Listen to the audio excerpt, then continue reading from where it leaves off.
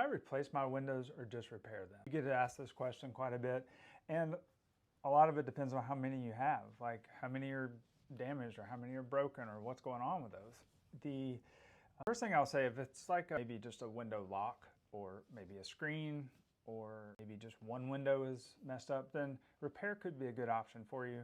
You can easily get screens replaced. You can replace most window locks fairly simply. But if it's anything outside of that, if you have multiple windows in the same condition, if they're inoperable, like you can't open and close them very well, if you have multiple windows that are foggy or don't work well, I think it's probably time to think about replacing them. We get a lot of calls for people selling their homes, like, well, we just have this one window that needs to be fixed. That's not something really we do, but there are companies out there that might help you if you just have one window that's causing you issues.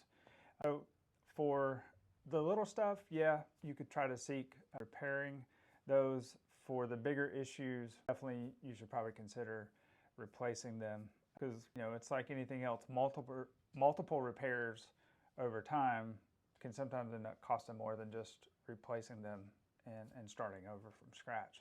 And sometimes replacing is the cheaper option than just this continual maintenance of repairing your windows.